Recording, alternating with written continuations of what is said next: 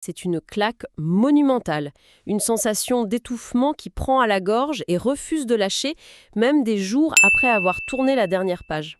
Ouais, le choc est brutal.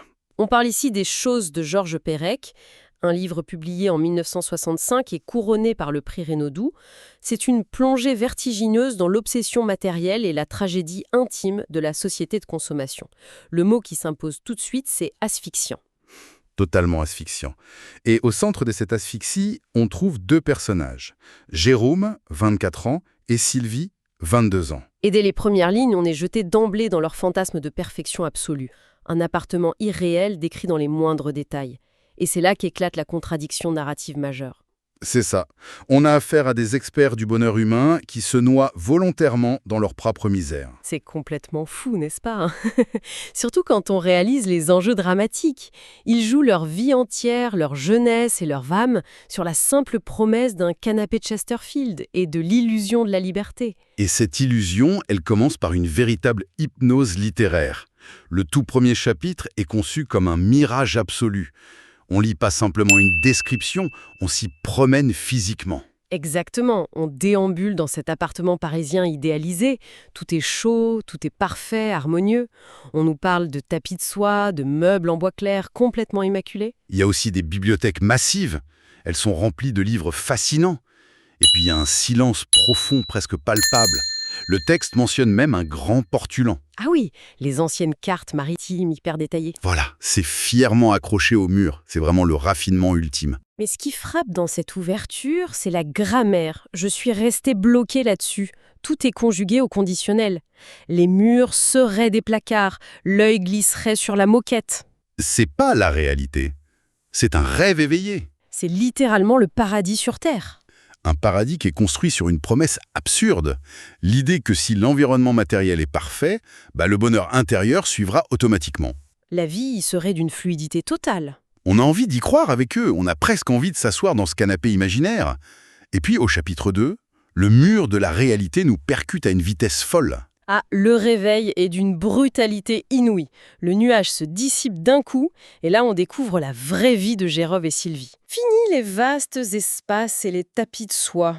Ils vivent en réalité dans un minuscule appartement de 35 mètres carrés. C'est situé près du Jardin des Plantes à Paris, mais il ne faut pas s'imaginer un quartier chic. C'est super étriqué. C'est un espace qui les écrase physiquement. Les couloirs sont minuscules, les murs portent les stigmates du temps. C'est le contraste absolu avec le fantasme du premier chapitre. Et la vue de leur fenêtre est presque comique, tellement elle est triste. Ouais, le fameux arbre. C'est ça. Au lieu des grandes perspectives parisiennes, ils ont droit à un arbre chétif et un vieux bout de parc misérable. Le choc frontal est vertigineux. Face à cette réalité étouffante, on pourrait s'attendre à une réaction humaine basique. N'importe qui achèterait un pot de peinture pour rafraîchir les murs. Ou alors, on tenterait de réorganiser les meubles pour gagner de la place. C'est la réaction logique. Chercher à rendre son nid un peu plus douillet. Alors pourquoi est-ce qu'ils font absolument rien de tout ça?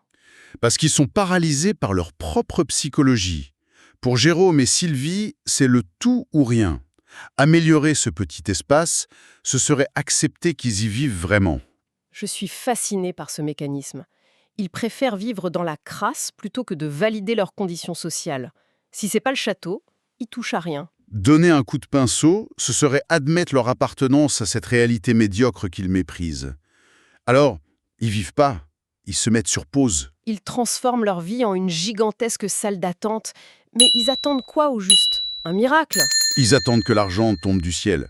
Ils sont persuadés que leur vraie vie commencera le jour où ils auront les moyens de s'offrir le rêve du premier chapitre. En attendant, ils campent dans leur propre existence. Et le pire, c'est quand on s'intéresse à la façon dont ils gagnent leur vie pendant cette fameuse attente. Leur métier est d'une ironie mordante. Sur le papier, le titre est ronflant. Ils sont psychosociologues. Ça sonne bien. Ça fait intellectuel, analytique, presque supérieur. Ça claque dans les dîners mondains, ça c'est sûr. Mais concrètement, au quotidien, c'est quoi eux?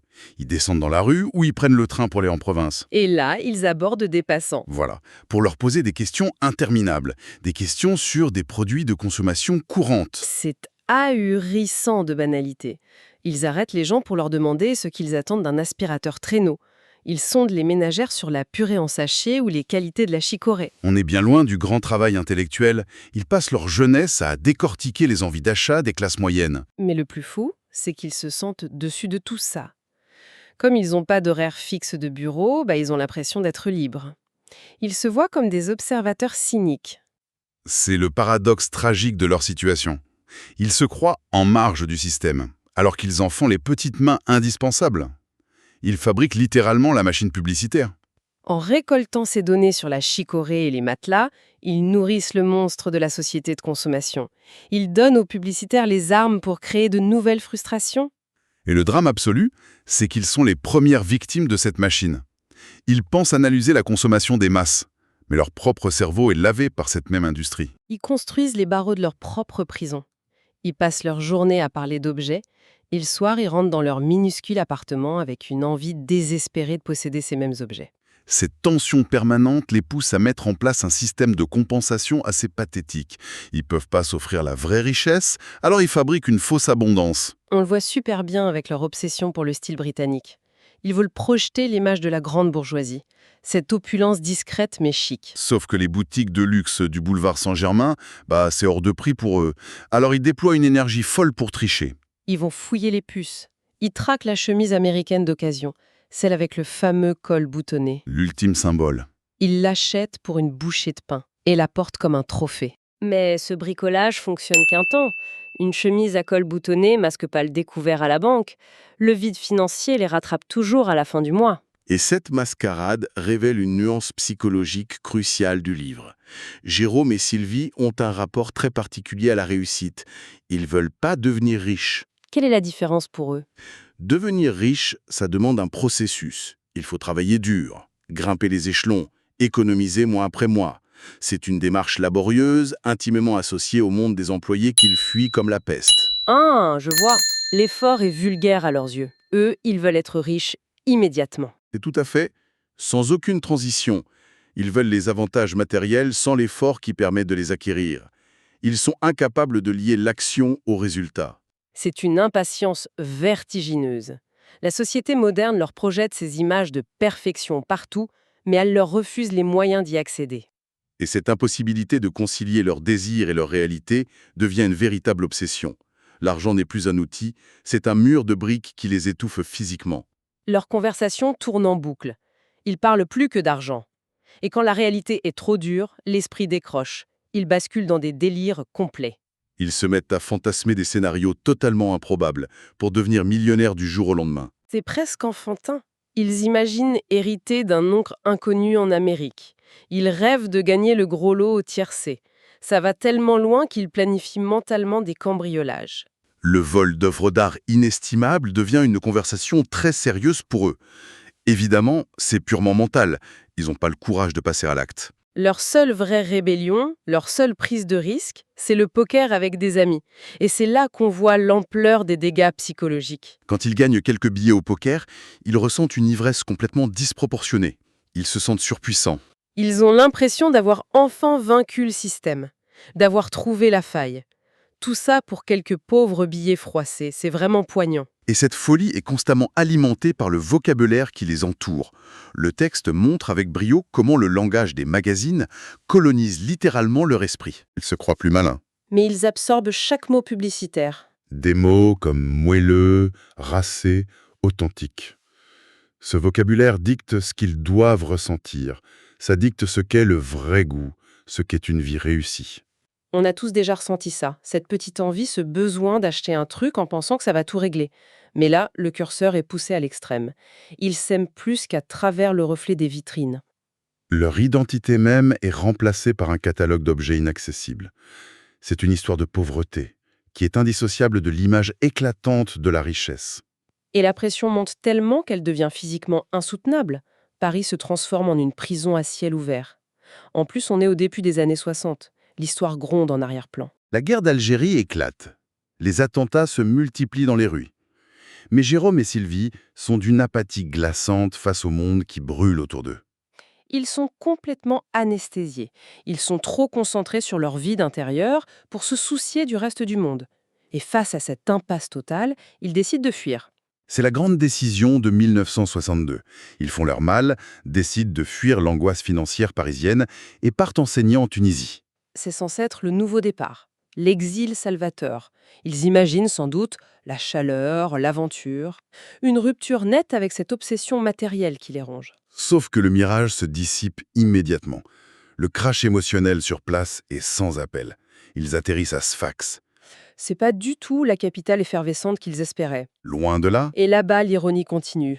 On leur confie un appartement immense. bien plus grand que leurs 35 mètres carrés de Paris. Mais cet espace est glacial, nu, sans âme. Leurs quelques affaires y paraissent complètement ridicules. Et la ville de Sfax les rejette. Ou plutôt, elle les ignore complètement. Ils se promènent dans les rues, mais ils sont transparents. Ils sont déconnectés de la culture locale. Ils n'ont aucun décode. Ce sont juste des fantômes qui errent sans aucun but. C'est ce moment précis du récit qu'on pourrait qualifier de tragédie tranquille. C'est pas un désespoir fait de larmes ou de grands cris. C'est bien pire. C'est le vide absolu. 8 mois de néant pur. Ils n'ont pas d'amis, aucune vie sociale, aucune stimulation culturelle. À Paris, il y avait au moins les vitrines à lécher, les objets à convoiter, même si ça les rendait fous. À Sfax, il n'y a même plus ça. Sans les objets, pour stimuler leurs envies, le désir lui-même s'éteint. Il reste ni joie ni tristesse. Juste une absence vertigineuse d'existence. Ils se réveillent, ils mangent, ils travaillent, ils dorment. Tout ça de manière automatique. C'est effrayant de voir comment 6 ans de quête frénétique, de refus du système pour trouver la liberté, ça aboutit à ça. Ils découvrent la vérité la plus cruelle. Leur identité était entièrement construite sur le désir de possession. En enlevant la vitrine, il ne reste plus rien à l'intérieur d'eux. Ils sont face à un mur blanc. L'exil tunisien les brise en silence. La fuite est un échec total. Pas à cause du pays, mais parce que leur monde intérieur était complètement vide. Et c'est ce vide insoutenable qui précipite la fin. Le retour en France devient inévitable. Ils rentrent, mais ils rentrent vaincus. L'expérience les a essorés. Et c'est là que le récit amorce son épilogue. On bascule dans le futur. On décrit plus le présent, on annonce ce qui va arriver, comme une fatalité implacable. Jérôme et Sylvie vont capituler. Ils vont signer ce qu'on peut vraiment voir comme un pacte avec le diable. Ils vont faire tout ce qu'ils ont toujours refusé de faire.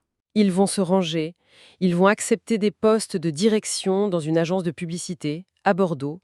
Fini la liberté bohème, fini de déambuler dans les rues pour poser des questions sur la chicorée. Ils entrent dans le rang. Ils acceptent les horaires fixes, la hiérarchie, l'obéissance. L'idée, c'est d'en finir une fois pour toutes avec la lutte. C'est une reddition totale. Mais en échange de cette soumission, le système les récompense. Ils vont enfin toucher au but initial. C'est ça, l'ironie terrifiante de la fin. Ils vont avoir l'argent. Ils pourront enfin s'offrir le fameux canapé Chesterfield. Les tapis de soie, les meubles en bois clair, l'appartement majestueux du premier chapitre. Tout ça devient réalité. Le rêve est accompli. Mais l'auteur glisse un tout dernier détail dans les ultimes lignes du texte. Un détail qui fait froid dans le dos. Ils sont dans le train pour Bordeaux. Ils voyagent en première classe, confortablement installés dans de larges sièges. Ils partent vers leur nouvelle vie de riches. Et là, on leur sert un repas. Et ce repas sur ce plateau luxueux de première classe est totalement insipide. Il a absolument aucun goût. Une vie entière de lutte, de fantasmes délirants, de pauvreté déguisée. Tout ça pour finir par mâcher de la nourriture sans saveur dans le wagon de la réussite. Le symbole est monumental. Ce détail final pose la question vertigineuse qui continue de hanter longtemps après. Ce retour à la réalité bourgeoise, cet appartement enfin rempli d'objets précieux, est-ce que c'est vraiment le bonheur final ? Ou est-ce que c'est l'acte de décès officiel de leur âme ? Ont-ils vendu leur liberté pour posséder ces objets, ou la réalité est-elle encore plus cruelle ? Les objets les possèdent-ils désormais pour toujours, les transformant eux-mêmes en simples éléments de décor ? Pour ressentir cette morsure finale, pour mesurer vraiment le poids de cette capitulation et comprendre l'ironie glaçante de cette conclusion, il faut s'y plonger soi-même. Quiconque lit ceci comprendra que c'est un voyage dont on ressort absolument pas indemne. C'est une confrontation implacable avec nos propres fantômes, ceux qui nous regardent fixement depuis les vitrines illuminées. Tiens, justement, ça me fait penser, j'ai une bonne nouvelle pour vous qui nous écoutez. Ce livre est disponible sur Audible et vous pouvez le récupérer gratuitement en cliquant sur le premier lien dans la description. L'idée, c'est vraiment des narrations très immersives. Une narration professionnelle, bien incarnée, ça change absolument tout. La personne ne fait pas que lire, elle interprète, elle donne vie au texte. Ah tiens, super, en plus de la vidéo, il y a un livre audio. Si on veut juste le livre, le lien pour récupérer votre livre audio se trouve dans la description de la vidéo. Si vous avez apprécié le contenu, n'hésitez pas à laisser un petit pouce en l'air et à vous abonner à notre chaîne YouTube pour ne rien manquer des prochaines vidéos. Pour ma part, je vous donne rendez-vous très bientôt pour une prochaine vidéo. En attendant, je vous souhaite une excellente fin de journée ou une agréable soirée et à très vite.